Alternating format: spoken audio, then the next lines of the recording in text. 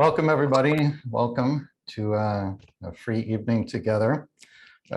Some of you know my wife, Liesl, but for those who aren't familiar with her, she's a channel. She channels a collective, a group consciousness that we refer to as the beings of light.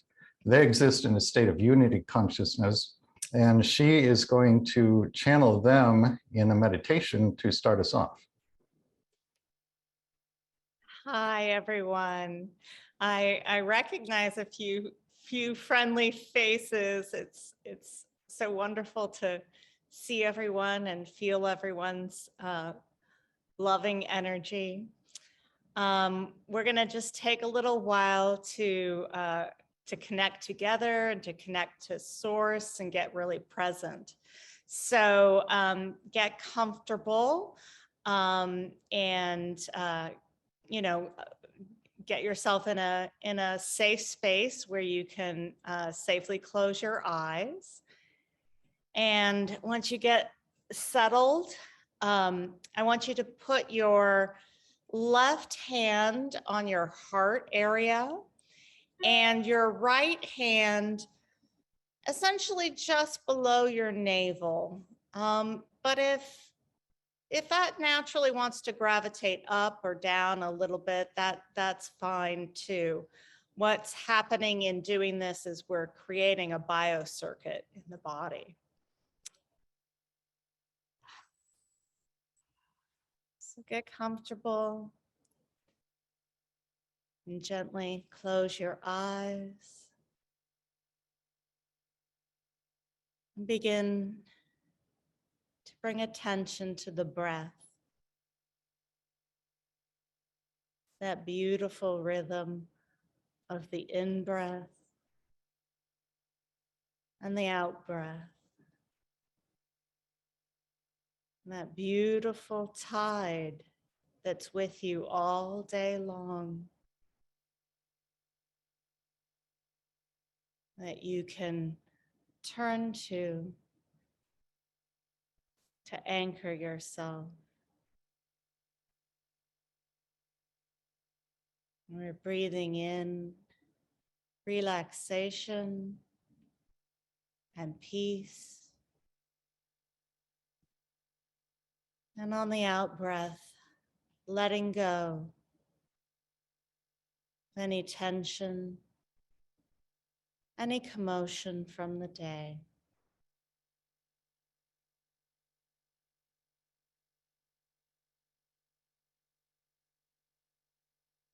Allowing yourself to be right here, right now.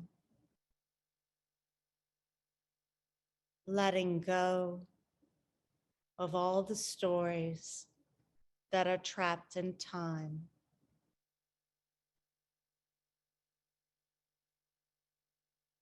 Life only happens right here, right now.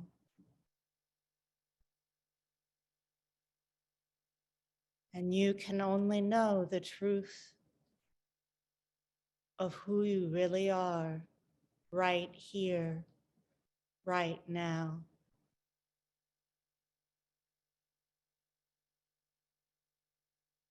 The truth of who you really are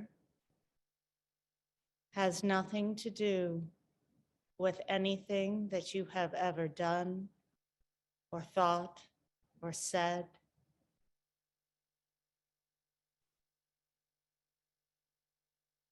It simply is. You simply are the love and the light that pervades and interconnects all.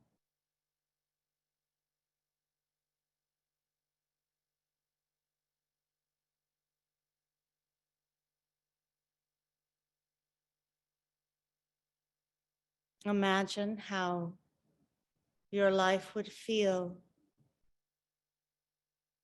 if you met every moment from this truth, this deepest reality.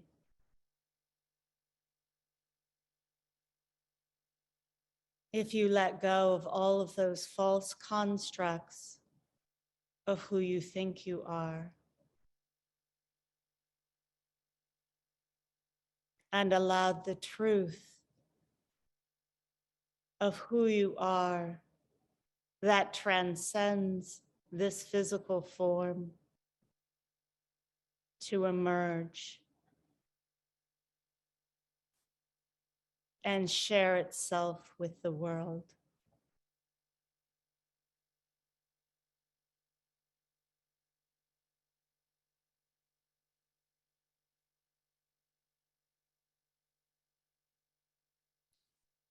This is our divine hope for you. This is the very purpose of being incarnate.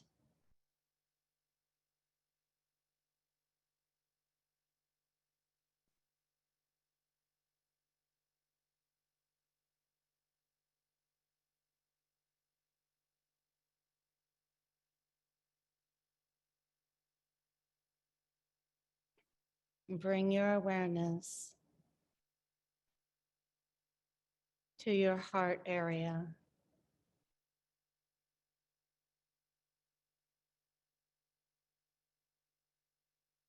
And feel the gentle emanation of love and light that you are.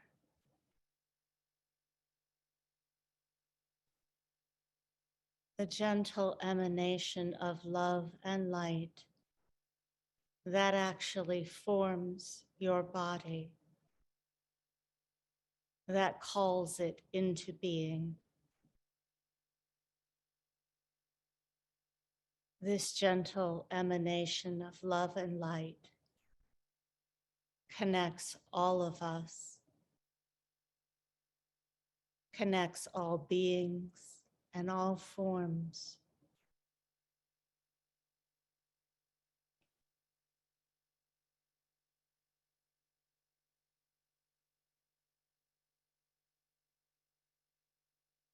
And you can find its beautiful, peaceful coherence when you go within.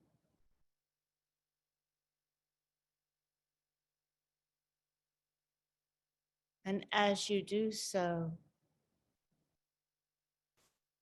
you spread this coherence into the world.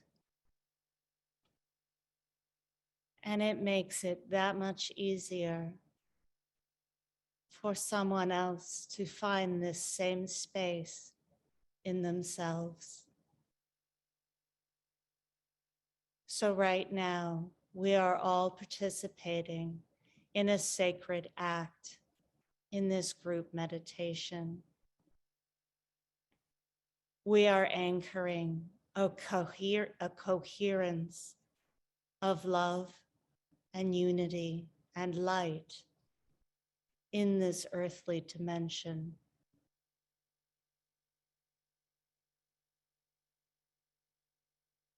And this has effects that ripple out into the world and into the universe.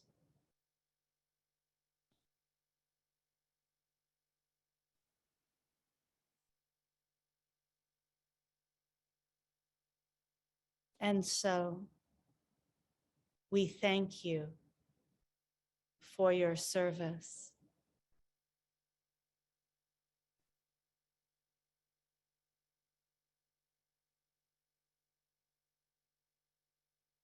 Amen.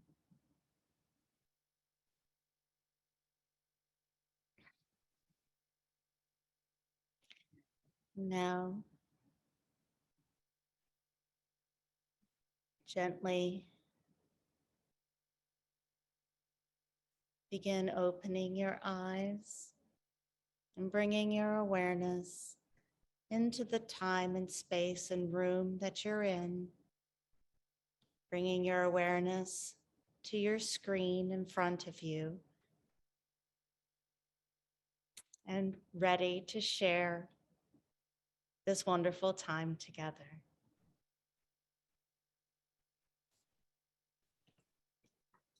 Okay. Thank you, Liesl. Thank you, beings of light. Welcome, everybody. Welcome once again. I'm going to present some information to you from the suicide chapter in my second book, Your Soul's Gift. There are a couple of reasons I want to talk about this particular chapter. One is suicide is much more common than most of us realize. And the second reason is this chapter contains what I feel might possibly be the single most healing piece of information I've come across in all the years I've been researching pre-birth planning. And I want to make sure I get this information to as many people as possible. Before I start, let's find out. Raise a physical hand if you have lost somebody you care about to suicide.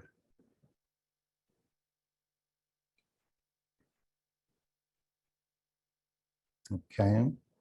And raise a physical hand if you know somebody who has lost someone they care about to suicide.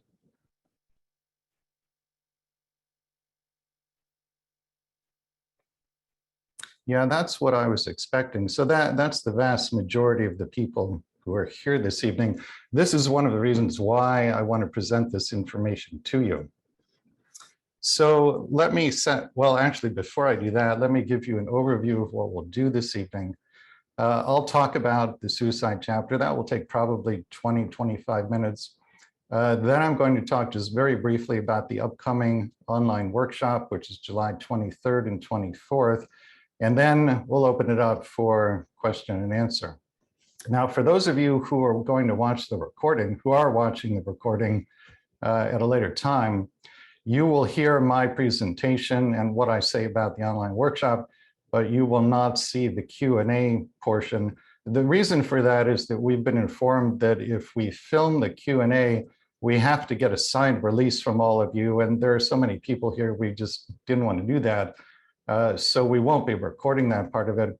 If you're watching it on a recording and you would like to be part of a Q&A session, join us. I'm doing these free evenings now about once every 6 to 8 weeks. They're announced in the newsletter, which you can sign up for at yoursoulsplan.com.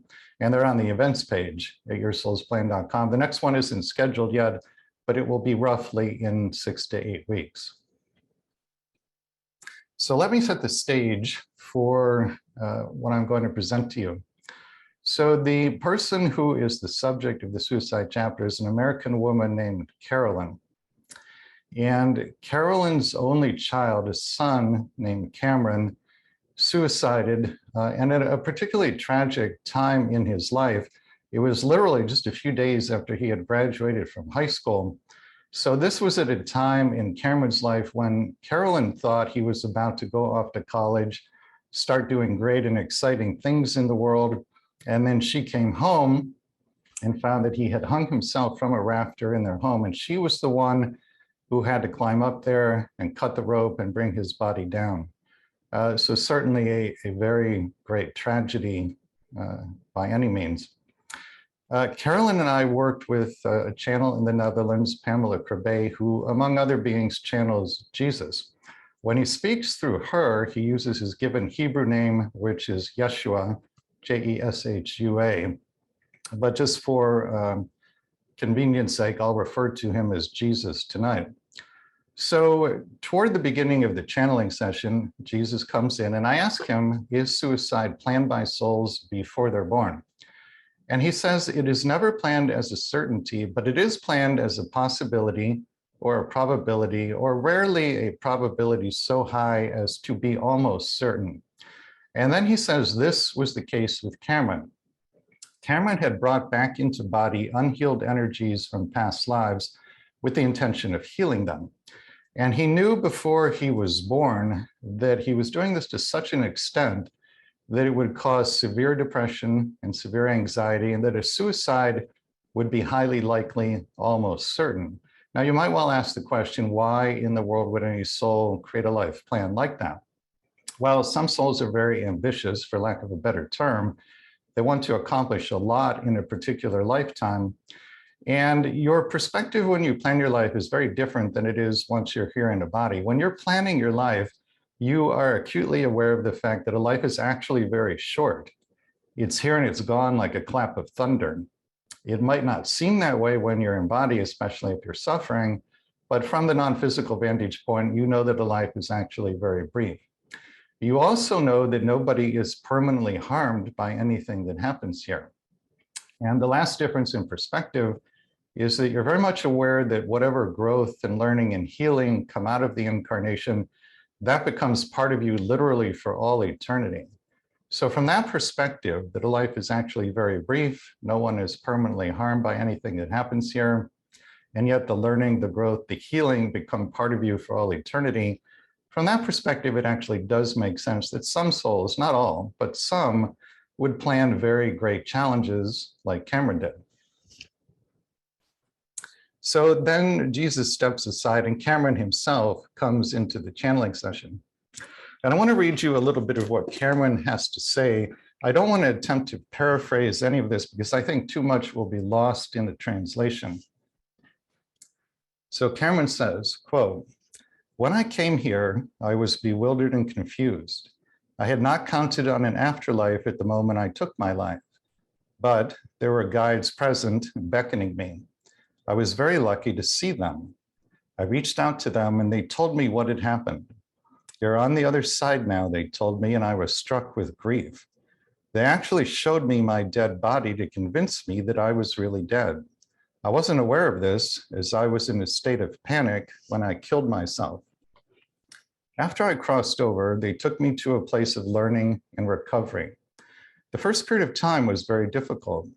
I wanted to go back to Earth, to you," he's speaking to his mother, Carolyn here, "to my family and friends. I could not accept that it was so final. I was full of regret and bewilderment." Now, you might ask the question here, if a suicide was foreseen as almost certain in Cameron's pre-birth planning session, why is he full of regret and bewilderment? The answer is that when we first cross back over to the other side, full memory of the pre-birth plan doesn't come back immediately, it comes back gradually. So he's speaking at a point in time here where he hasn't yet remembered that the suicide was discussed in his pre-birth planning session. So he continues, "And it was hard to find peace of mind. I often traveled back to you and my friends wanting desperately to talk to them, to let them know I was around. Some listened, others I couldn't get through to. Some I reached in the dream state. I certainly got in touch with you. We had some deep conversations with each other during the dream state. You were full of sadness and questions. My guides had to stand by me during those talks because I was so full of grief and sadness myself. I just wanted to come back to you and try again. It took a long time before I accepted that I had done it, that I had really left my life behind, and that I had to start over again. In my talks with you, I tried to tell you that I truly appreciated who you are as my mother and that you didn't fail me. No one failed me." This, as I understand it, is actually the single most common comment people who have taken their lives make when they're contacted later through mediums or channels. They always say something along the lines of, "It was my decision and my decision alone. I alone am responsible for it. Nobody failed me. Nobody else is to blame." So that is a little bit of what Cameron has to say to Carolyn. Then Cameron steps aside and Jesus comes back into the session. And I want to read you a little bit of what he says about suicide because this is really quite extraordinary. He says, quote, "Suicide is not wrong," Jesus stated. "Spiritually, suicide is simply a possibility, a choice one can make among others. It is not necessarily the worst choice one could make. Let me explain. Sometimes a person can get so stuck in a certain mood, a state of mind, that it is very hard to get out of it without taking drastic measures. Life is all about change. If you get stuck in one state of mind for a very long time, it becomes unbearable, and life itself will force you to do something, even if it means you take your life. While physically alive, he, Cameron, could not feel his love for his family anymore. When dead, he realized the full extent of his love, and from the soul's perspective, this was a great breakthrough. The suicide forced change upon Cameron, and in his case, it worked out well. It was a turning point for his soul. Now, why in the world is Jesus describing a suicide as a great breakthrough, a turning point for the soul, and something that worked out well?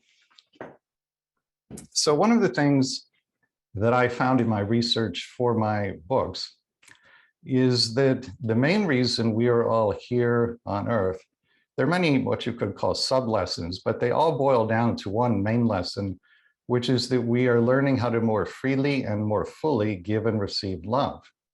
Now, in Cameron's case, because the depression and anxiety were so severe, when he was here in body, he couldn't feel his love for his family and friends, nor could he feel their love for him. So the primary reason for being here in a body was undercut in his case. Now, from his non-physical vantage point, where he's not depressed and not anxious, he's very much aware of his love for his family and friends and their love for him. And this is why Jesus says it worked out well. It was a great breakthrough. It was a turning point for his soul. So Jesus continues. I only wish to state that from a spiritual perspective, there are no acts that are absolutely wrong or sinful. The deepest act of self-betrayal can lead someone into a state of inner clarity that may help forever. The darkest point may become the starting point for a new direction toward light. You see, spiritual evolution does not proceed in a linear fashion. It uses the polarities of light and dark to create dynamics and change. In saying this, I wish to take away the traditional judgment about suicide that it is the gravest sin. God or spirit does not feel this way. God has the greatest compassion for people who take their lives in despair. There is always help available for them on the other side. They are never abandoned.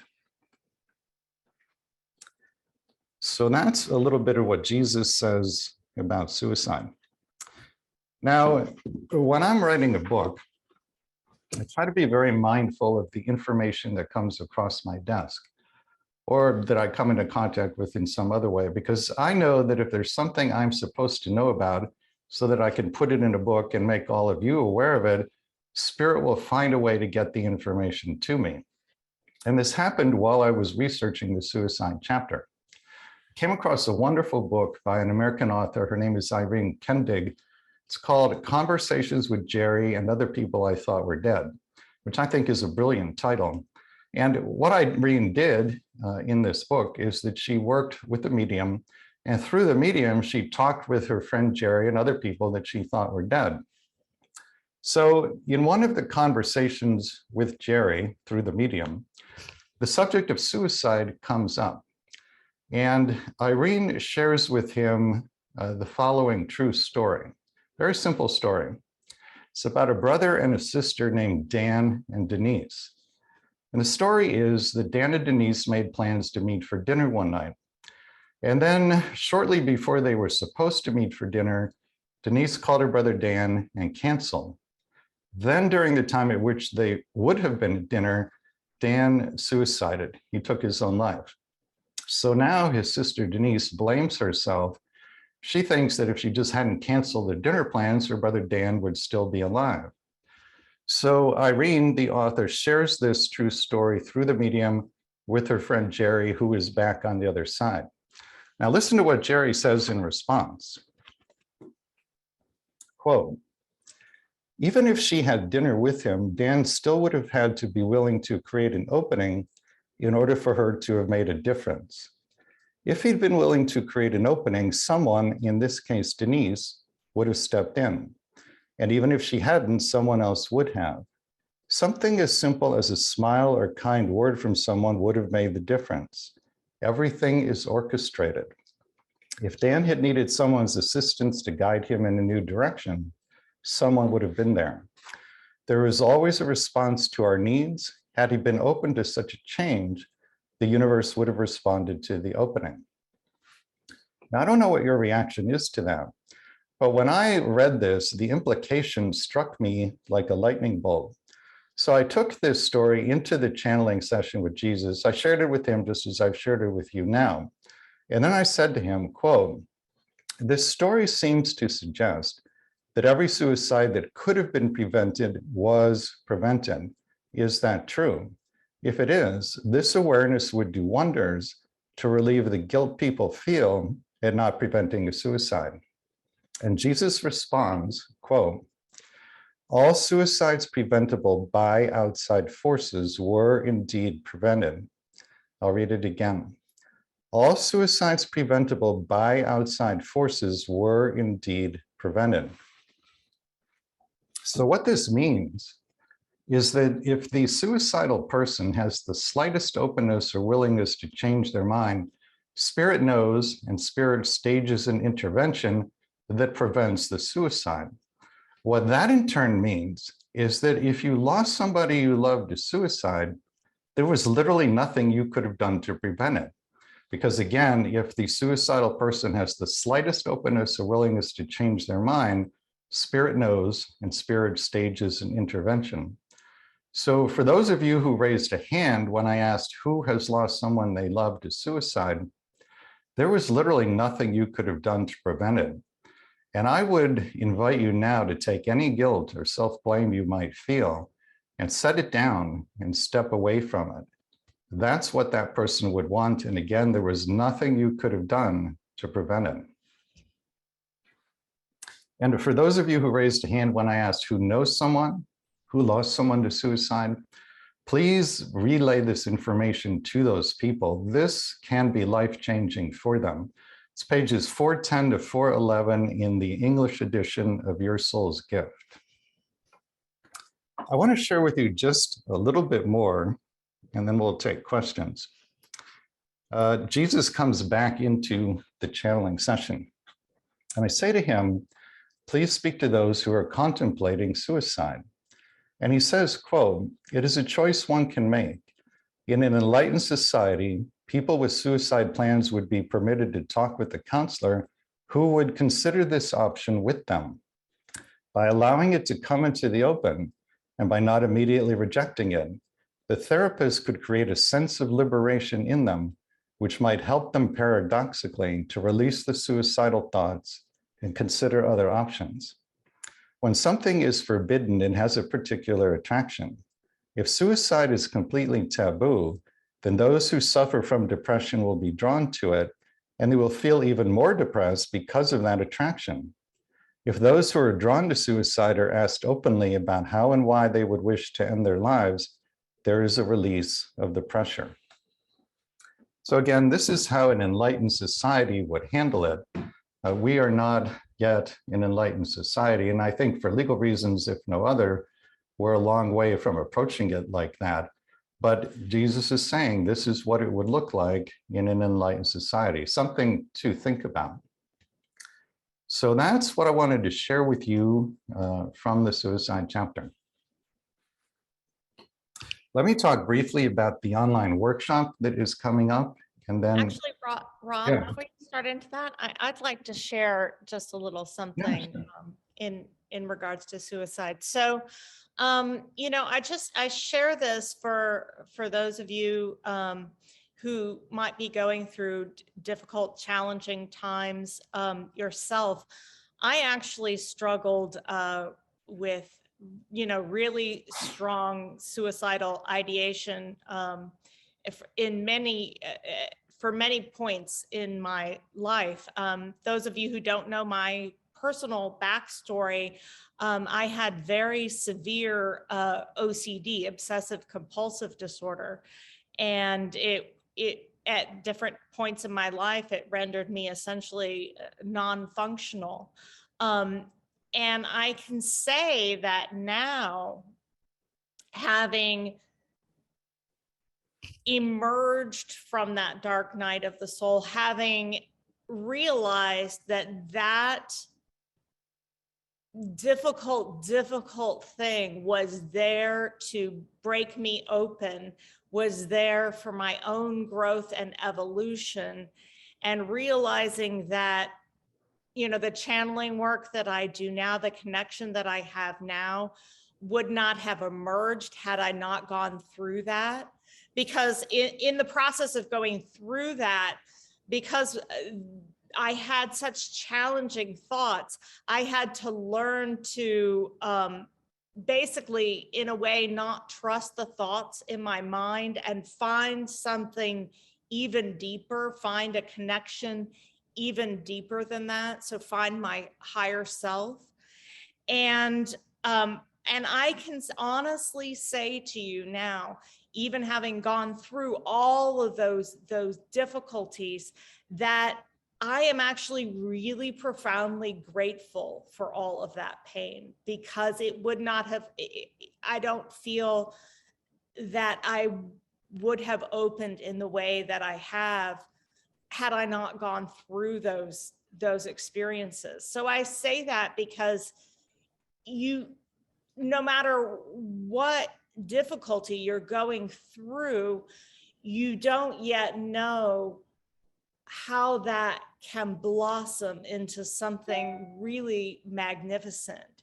If you're going through a challenge, it is there to blossom you, to break you open. And in a way, that's actually a good segue to talking about the workshop, because one of the tremendous exercises I think that Rob has developed is the divine virtues exercise. Where you'll learn to take a look at your biggest challenges in life and see what those challenges have been cultivating in you, what divine virtues they have cultivated and are cultivating in you. So with that, I'll turn it over to Rob. Okay, I'm glad that you shared that. So let me say a little bit more about the workshop. It's Saturday, July 23rd and Sunday, July 24th.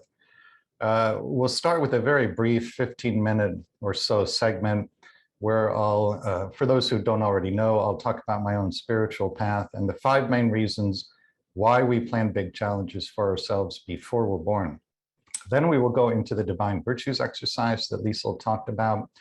So the background here is that over a period of years, while I researched many pre-birth plans for the 3 books, and in particular, when I went into people's pre-birth planning sessions and heard the conversations that took place when they planned their biggest challenges, I noticed that a lot of the planning of challenges was motivated by a soul level desire to cultivate and then express while in body certain qualities that are very important to the soul. And I gave these qualities the name divine virtues. And over a period of time, I put together a list of the ones that came up the most often when people were planning big challenges in their pre-birth planning sessions.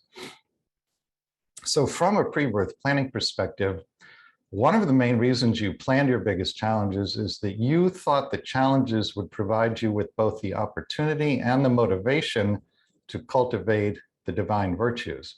The average person is working on 2 or 3 in an incarnation. Occasionally, somebody's working on 4 or 5. As far as I know, no one is working on more than 5. That would be too much for anybody to do. Finding out which virtues you're working on is very valuable information to have, because then anytime in the future that a new challenge comes along, instead of resisting it, instead of creating suffering around it, instead of viewing it as some kind of meaningless, random, arbitrary suffering, you can immediately remind yourself, I'm in this lifetime to cultivate and express this virtue, that virtue, and that virtue. Knowing that, how can I work with this new challenge to cultivate or express those virtues? So it has the effect of immediately assigning deeper meaning to an experience that otherwise would appear to be meaningless suffering. So not only does that reduce your suffering, but just as importantly, it allows you then to cultivate and express the virtues in a very conscious manner. It's an accelerated form of evolution for this lifetime. So we'll do the divine virtues, and then the second half of Saturday, we do the first of 2 group hypnotic regressions. This one is to contact 1 or more loved ones who are back on the other side, including possibly 1 or more pets. Very often pets show up just as often as people.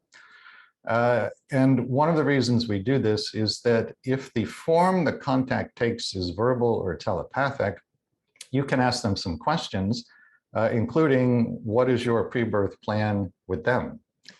So it's often a very loving and joyful and sometimes tearful reunion for people to reconnect with their loved ones, a very powerful experience. And then on Sunday, July 24th, the feature offering of the workshop, which is a group between lives soul regression, also known as the life between lives regression. What happens in a BLSR, we start with some preliminary steps to help you relax.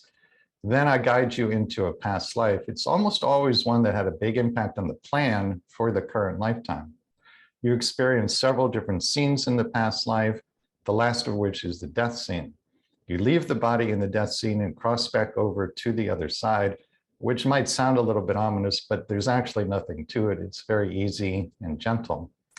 When you get there, most likely you'll be greeted by a spirit guide. The guide will talk with you about why you were shown that past life. And then your guide will take you to your council of elders. These are the very wise, loving, and highly evolved beings who oversee your personal evolution. They know everything about you, including the plan for your current lifetime. So when the group gets in front of their respective councils, I'll prompt them to ask a long series of questions that will cover all the major areas of their life. The main thrust of the questions is, what did you plan? Why did you make those plans? How are you doing in terms of fulfilling your plans, and how can you better fulfill your plans? If it's for your highest good to know the answer to these questions, you can get an answer to literally any question you ask. And a lot of times people come out of that and they say things like, I have no more questions about my life. They answered every single one. They also talk about the great unconditional love they feel emanating from their council, and the fact that there's no judgment, no matter what they've done in this incarnation. They'll say things like, I could tell that the council knew about all the bad things I've done in this lifetime, but they loved me unconditionally anyway. And for most people, that's the first time they've had that kind of unconditional love since coming into body. So it's a very powerful and enlightening experience, and can really change the trajectory of your life. So we hope that you will join us on July 23rd and 24th. The website is yoursoulsplan.com. Go to the events page. You can see everything there that's scheduled, and just click on the links for whatever interests you.